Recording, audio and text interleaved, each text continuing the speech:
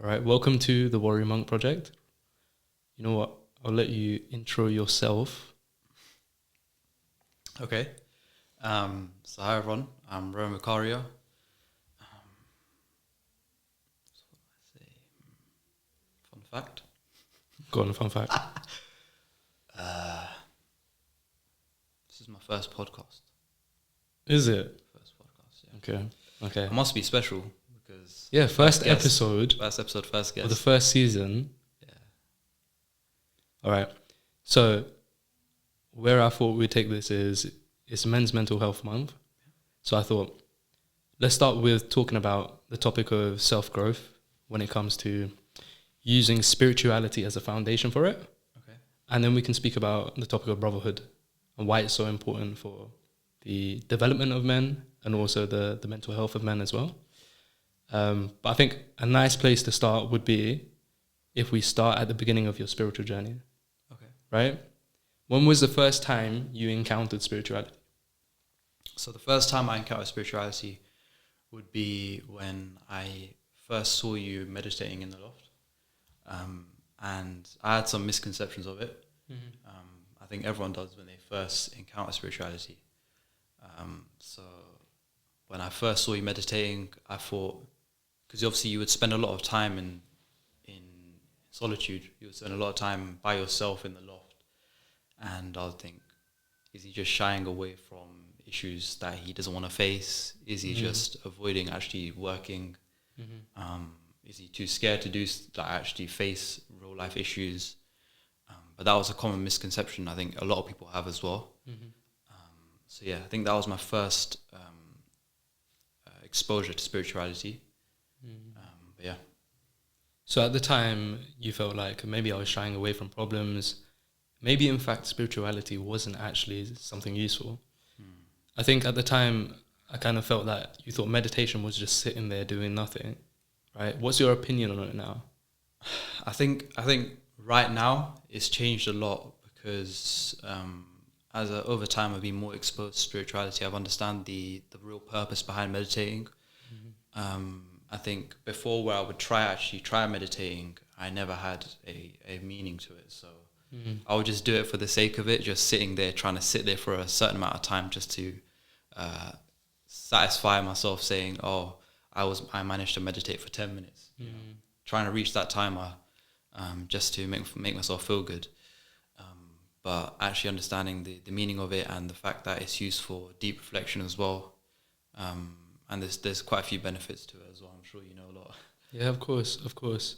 I think everyone, when they first start, has this misconception. It's almost like they feel like meditating is just sitting there and doing nothing, when really it's actually reconnecting with yourself, right? Yeah. I think for me, the biggest reason why I meditate is, one, to connect with a higher power, but also to really hone in on what I want in life. Yeah. I feel like we're conditioned from the day we're born. I think Robin Sharma says we're born into almost this uniqueness, this divinity, but as soon as the world starts speaking into us, and as soon as we start absorbing the opinions of others and things like that, it really affects how we operate in the world. It starts to almost fuel these limiting beliefs. Do you feel meditation has helped you overcome this in terms of understanding what you truly believe, understanding how you operate in this world? Well, I think that like my initial journey to meditation was quite a bit of a struggle, and I'm not an expert by no means, but I think the main issues I struggled with meditation was that I was struggling to focus during meditation, because I thought the idea of meditation was to try to relax yourself by not thinking about things that stress you out or not reflecting on anything at all, but just sitting there and clearing your mind out. So I think what happened is because I was getting frustrated during meditation that I keep thinking about things I don't want to think about, stresses that I might have, that was really preventing me from actually getting the real benefits of having that relaxed feeling that meditation provides you with.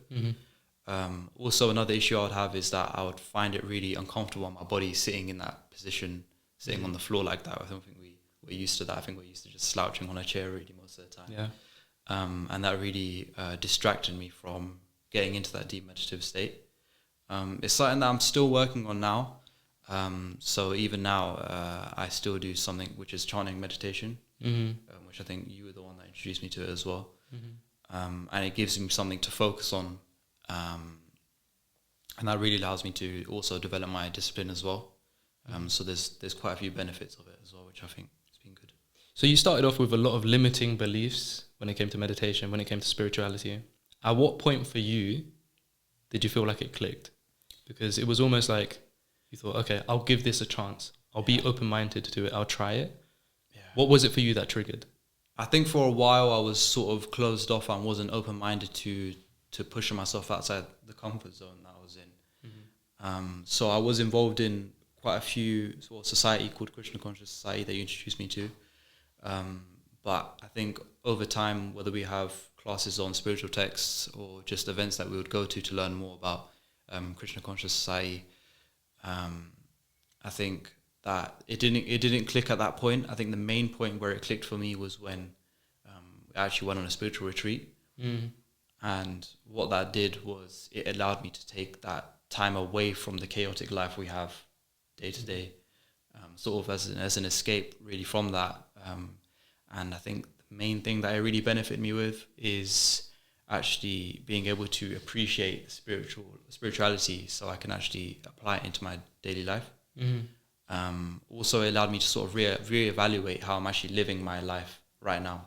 So taking that break from the way I'm living and surrounding myself with like-minded people, and also doing many activities which are related to spirituality was something that really helped me reassess if what I'm doing right now is something that's going to lead me to, so for example, true happiness, or just something that's going to just satisfy my senses for a short period of time. And yeah. You know what you really highlighted? You highlighted 3 key things. The first is being open-minded. Yeah. Right? If you're full of yourself, yeah, you leave no space for something new. Keshav Swami said that when we were on that spiritual retreat. Yeah. The second thing is surrounding yourself with people who are further in the path you want to pursue. Yeah. Right? They say you're the average of the people who surround you, or the 5 people who surround you, right? So you really highlighted the benefit of that, right? Yeah. And then the final one is consistency. Because so often when it comes to things like meditation or trying new practices, what you find is people have this almost tightening up in the beginning, right? They're closed off to the idea because the world tells them this concept that you need to constantly be doing something. Yeah. You constantly need to act. But when we step back, it allows us to actually get perspective and differentiate between what's conditioning and what's truly in our nature. I think the main reason why I struggle to be open to new things, such as going on a retreat or taking spirituality seriously, is because, first of all, I'd always compare myself to others. So I think with everything you do, whether it be gym, work, or anything, you'd always compare yourself to the others around you, right? And that would kind of not put you off in a way, but it's sort of like discouragement in a way, where it's like, you don't know, am I good enough to even do this? Why am I not feeling the benefits that other people feel? But really actually pushing yourself out of that comfort zone to the point where you're accepting that it will take time to develop new things or new benefits that spirituality might bring to you. It was something that I accepted, especially going into this retreat. And I feel like the benefits that I got out of it was actually having a consistent routine where I'm able to incorporate spirituality into my daily life. So I think that's something that's really helped me. But yeah. So what do you feel like this inclusion of spirituality into your daily life has done for you on a mental, a physical, an emotional level? Yeah. What tangible change have you seen? I think there's tons of benefits that I think it's provided me with. I think one of the key things is how I approach situations. But whereas before I would avoid how I'm feeling, so what I'll do is I'll either distract myself and forget about it, and what that will tend to cause is actually like breaking down on a regular period, or even even things like if I'm having a conversation or there's an argument or something, I would think about myself before the other person. Whereas I think that spirituality, what it does is it really highlights different ways you can serve people, no matter how you're feeling inside. So I feel like exploring that avenue of spirituality is something that's really helped me, of how I approach situations and how I can serve the other person rather than being selfish and thinking about myself. Yeah. I think we're born to serve, but we're conditioned for greed. Yeah. And what that space and time allowed you to do was to really identify that, you know what, service is at the center of everything we do, right? Yeah. Or it should be at the center of everything we do. So take it back to that time. You were going on that spiritual retreat. Yeah. What was the reason for going on that spiritual retreat? Because I don't feel like it was because you felt like you were going to have this amazing amount of growth or for anything like that. What was your reasoning for going on it?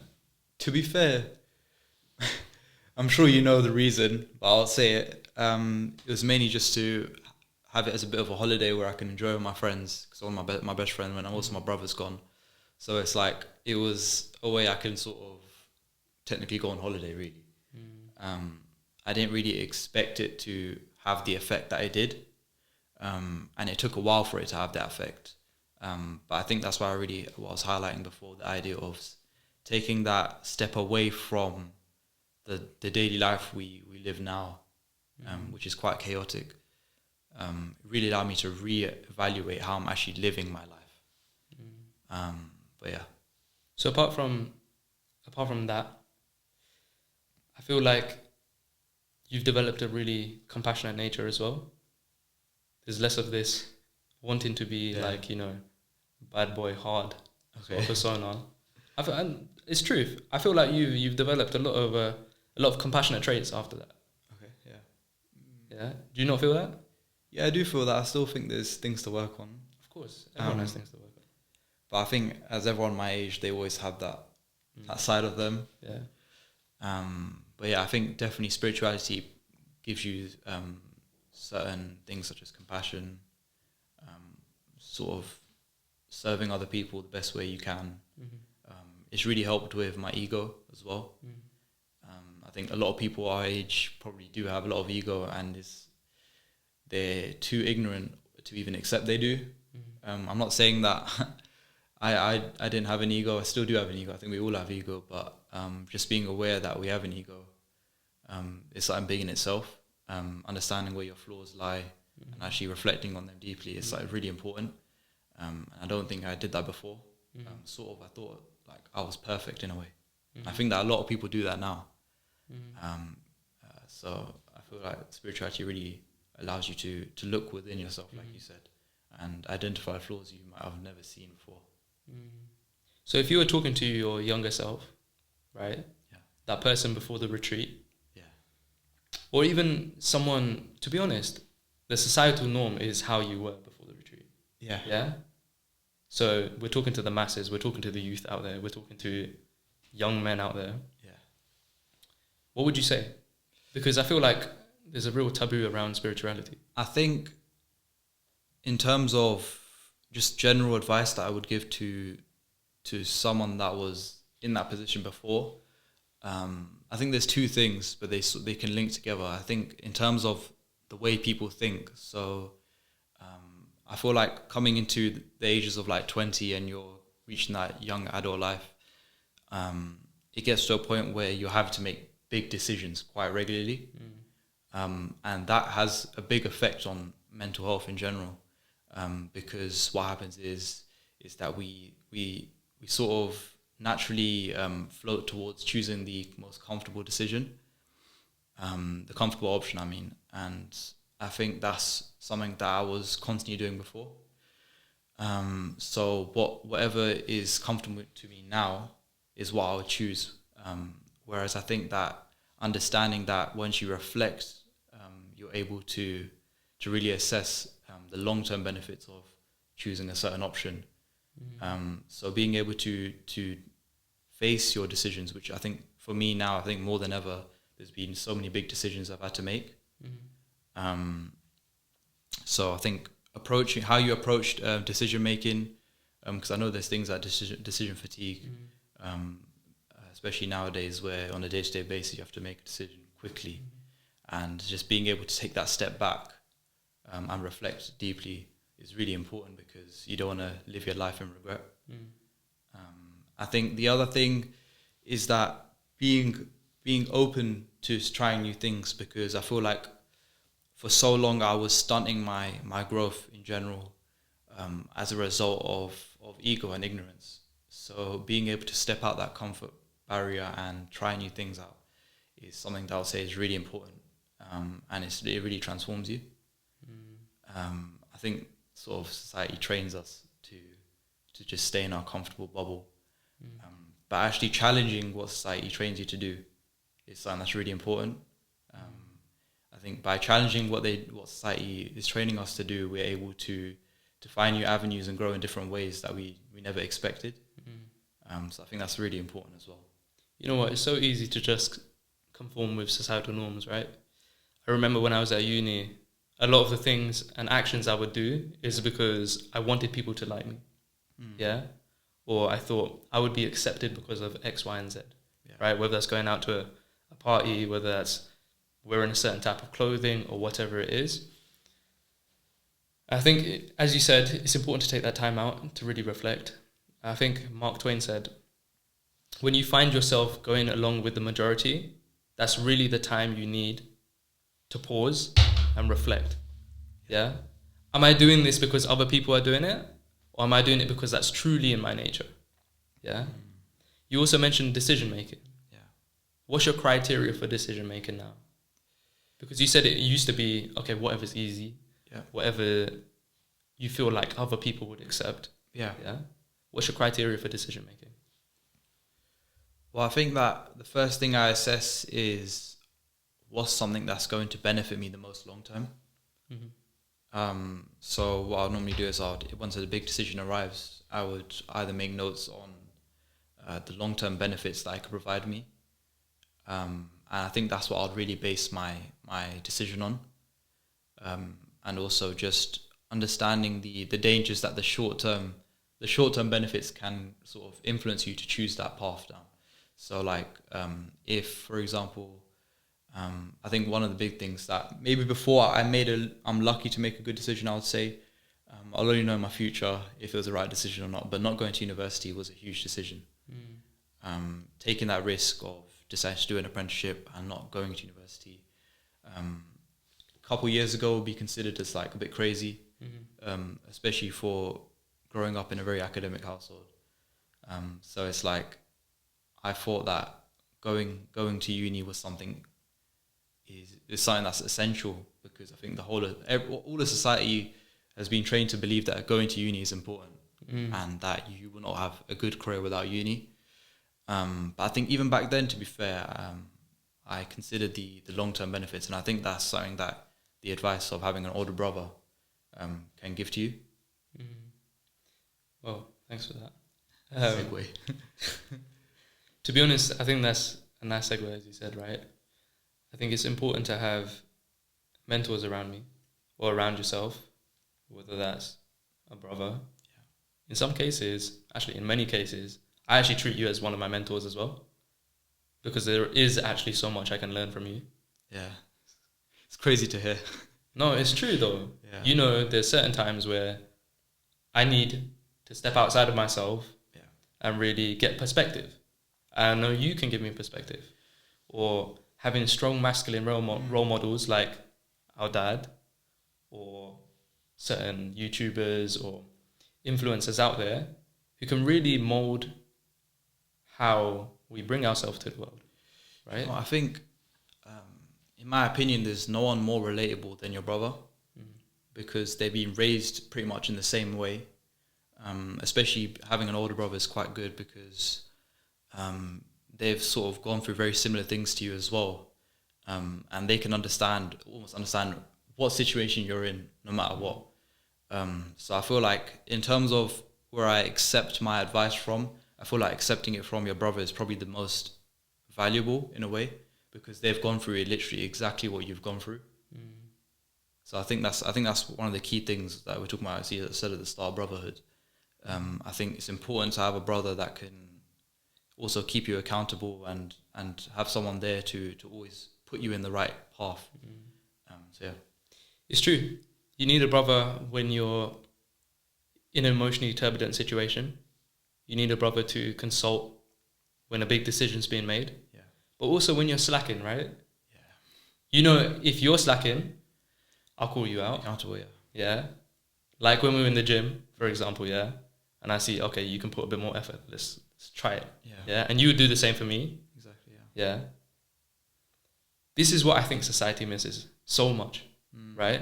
And we're so fortunate because we grew up quite closely. Yeah. We grew up with similar interests. We never really fought, did we? To be honest, I don't even think we did really much. Right? It's just something that I probably did to just piss you off, or like I hit you. Yeah, even if you piss me off, right? I mean, I still have a scar here. But anyway, we don't talk about that. Even if you piss me off, yeah, it wouldn't go past more than like a couple of hours. Yeah. There has never been a situation where I feel like we've held a grudge against each other. No. But this is what we need more in society. Yeah? I feel like people miss this.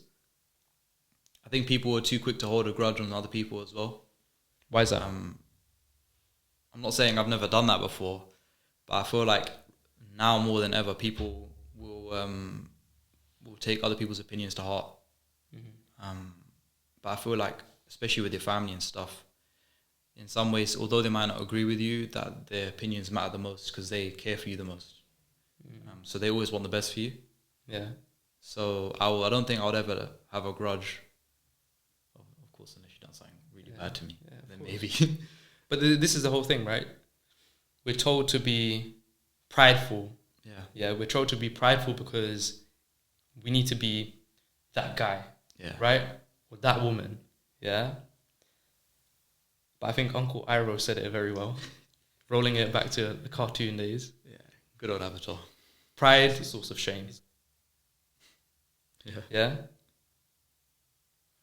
And that's so powerful because once you let go of your pride and you say, okay, this person may have been mean in that situation. Yeah. Let me use some compassion, understand what they're going through, yeah? See what their perspective is. Yeah. Yeah, like you said, compassion is key. And then you can let go, right? And not just let go, you can have a civil conversation with that person. Do you know what? I think that a key reason or people probably hold their grudges is because they're not facing their own emotions inside. So they won't actually acknowledge how they're feeling about a certain situation. So that was me before. So anything that would happen, I would just keep it within me, and then I wouldn't even bother like reflecting on it, looking at it in more detail. So when it happened again, or I'd be approached by an environment like that, it would just affect me like a lot. Not saying that I still don't feel that way, but I feel like that's one thing that journaling has helped me with. I never used to journal because I used to just be too scared to actually see how I feel at that moment in time. So I think more recently, especially after a retreat, I've been journaling, which has really helped me sort of be able to actually acknowledge my own stresses, emotions.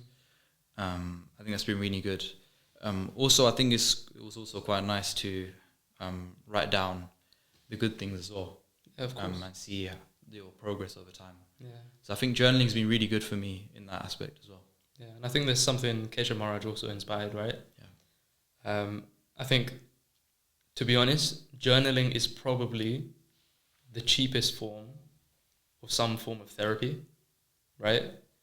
It's almost like you're taking a snapshot of your inner world, and then once you're doing that, you can then review it from an outside perspective. Yeah. And be like, you know what, this problem, maybe it's not that big. Or maybe I can resolve it in a certain way. Or you know what, from day one to this day, I have made so much progress.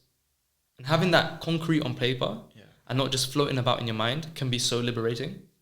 Yeah, I think that even like on a day-to-day basis, whether I'd have a feeling or emotion or something, I'd never even think about writing it down. I think that's also because of the idea that I was more so nervous to understand how I'm actually feeling or accept that I'm feeling that way.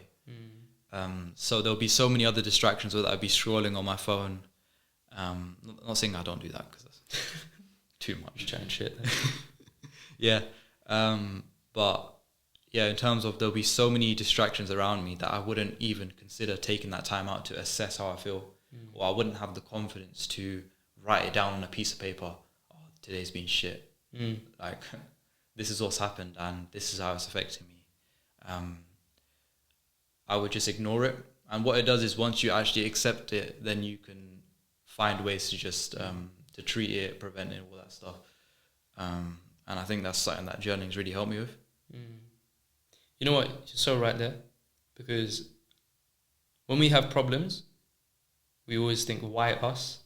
Yeah. It's true. But we don't really look at, what is this trying to teach me? Yeah. Having it on paper allows you to analyze what it's trying to teach you. It's true. Because when it's in your mind, it just fries you, right? Your mind is literally fried with crap. This is all going wrong. You almost enter like that panic mode, and you're like, you don't know where, you don't have no clarity with your thoughts. So you can't actually approach a situation and try find ways to resolve it. Yeah. Because you're too stuck in the whole idea of, why is this happening to me? I don't deserve this. Like, why did they treat me like this? Why is this happening? So it's like, being able to write that down on a piece of paper is really is something important to do. Yeah. It stops you being stuck in that victim focus. Yeah. And go into that solution focus. Okay, how can we resolve this? What can I learn from it? And I think, just to share a bit on what I've learned recently, the month that's just gone past was a spiritually potent one. It was Kartik, right? Yeah. And I'm meant to be feeling like, you know what, I'm dedicated to my spiritual practice. I'm meant to be feeling all these fantastic feelings and all of this thing. But to be honest with you, it was one of the most emotionally turbulent periods of time for myself, in the sense that things that I thought I was over were reappearing. It was almost like they were bubbling to the surface. Okay. And if I weren't in the mindset of, okay, let me meditate, let me journal on this, let me see what this is about, it could have been consuming. Yeah. Because week after week, I was popping out with qualities in myself that I didn't feel like were that great. You're meant to be doing the spirituality stuff. You're meant to be being, this good and perfect guy, you know? But really, that's not the case. I think that's what's special about this month as well. Although you're supposed to take vows and you should, I think that a lot of people expect to feel better at the end of the month. I feel like actually in some ways it's a blessing as well that you're able to finally explore parts of yourself you've never seen before.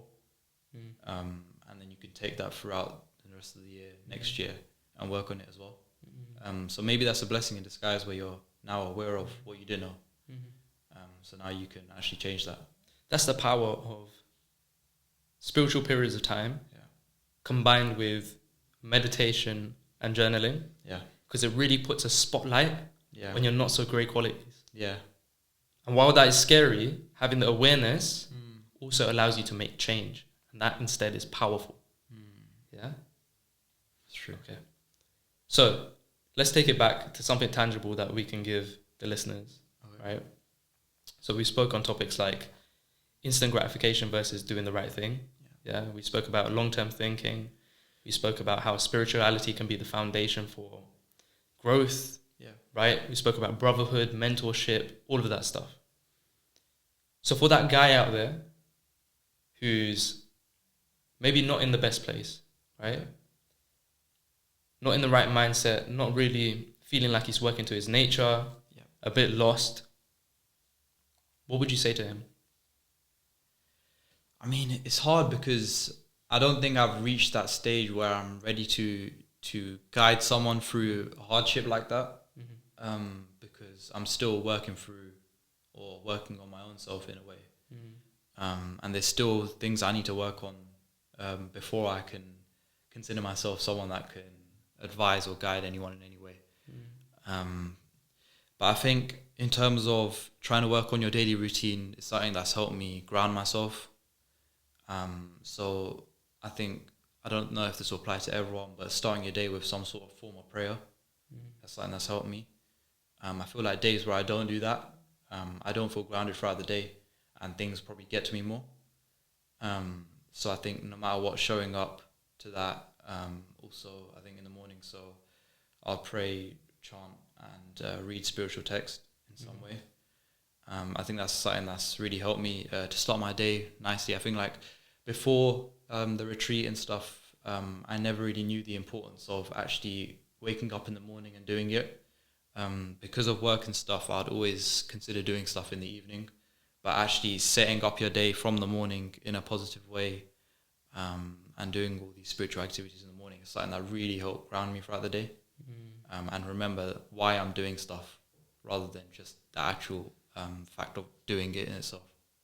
So getting positive actions in a routine that you undertake daily, right, will start grounding you.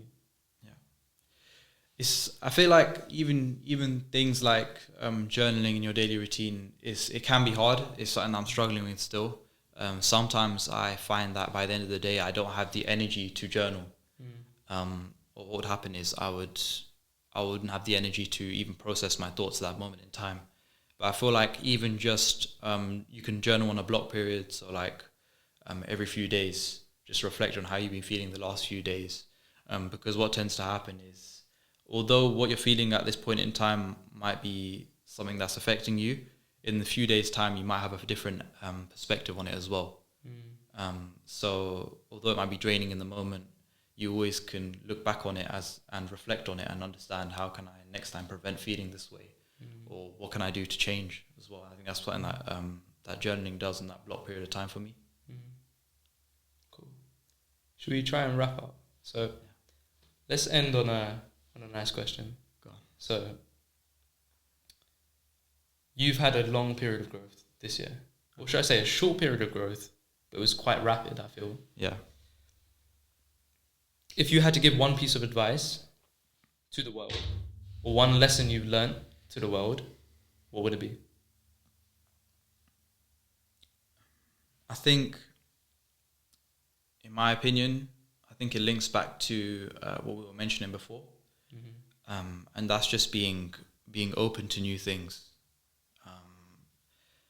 I feel like no matter how much exposure I had to spirituality, unless I actually got out of that comfort barrier and decided to get myself out of that zone and push myself in different ways, I probably wouldn't be sitting here in this seat talking like this.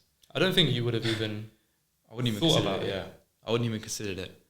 And yeah, I think that's something that really helps you.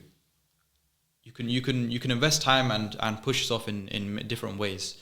But I feel like pushing yourself in spirituality really helps you accelerate your growth in every aspect possible. And whether that be communication, whether that be different skill sets, discipline, everything. And I think it's quite underrated. So I think in general, just being open to new things, trying out new things, getting yourself out of that comfort zone, and also questioning what everyone does in life, what sort of the average person would do. It really helps you grow in so many ways. So I think that's the big change or big lesson I've learned from this year. That's beautiful. So really focusing on the conditioning side, right? What have I been conditioned to believe versus what I actually believe? What's truly pushing me forward? That's beautiful. Thank you for that. I appreciate it. It's been a nice podcast. Was it a surprise? What do you mean? In a sense, did you feel like it would go this way? It's really weird because I don't think I've actually spoken out loud about my journey in general. So it's also nice looking back and reflecting on how far I've come, but also keeping it to the point where I'm aware of how much growth I need to make. So now I know what points I've identified things I need to grow and work on. So I know where to go from here. Humility right there. Why didn't you plug your piano page? My piano page. He's a sick piano player. Am I? Yeah. I need to. That's also something I need to pick up properly again. I've been slacking on that. Yeah. So accountability. Brotherhood, man. Take accountability. You got to keep me accountable, man. Kick your ass if you don't start again. Nah, he's actually sick. He taught himself how to play piano, and I heard him. Do you play. know what? Music and spirituality link in a very, very interesting way. Yeah, man.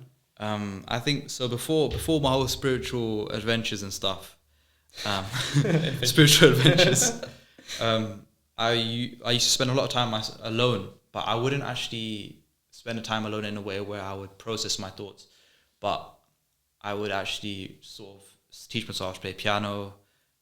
I used to be I really like music, so even now I'd wherever I get time I'd play piano and try and learn.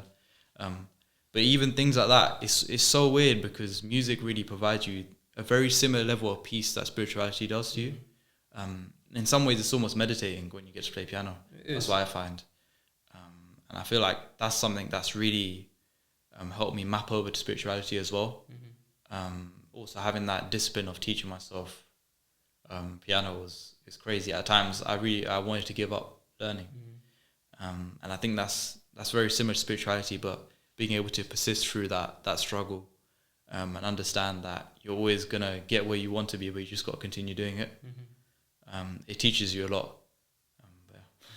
And not only that, you can dovetail your music Yeah. serving others, right? Yeah. Whether that be touching people's heart with your music, Yeah. or even doing something devotional with your music. Music is something that you put literally all your emotion in. Yeah. So I realize the days that I'm struggling the most, the days I feel my most emotions, the days I play piano the best. Because you're actually able to translate what you're thinking into actually playing. Yeah. And I think that's quite special in a way. When is it more likely for a singer to do really well or to write the most beautiful music, right? Is when they're either down in the dumps and they're trying to make a comeback, or they're, in a heartbroken state. Right? The majority of songs that go out there are when people are in a heartbroken state. Yeah, when they can put their emotion into it. Right? And that's what really touches people's hearts. Yeah. Definitely. Sick. So, at Rohan Piano, Plugged for me. Don't need to plug myself. spiritual musician. Spiritual musician. Dropping an EP soon, yeah? EP. We'll see. Yeah. Hopefully one day. Get you singing as well. Never know. Could do, man. Well, thank you for that. Nice to be on this podcast. Hopefully that connection sounded good on the mics. Yeah, hopefully. And we'll see you next time. See ya.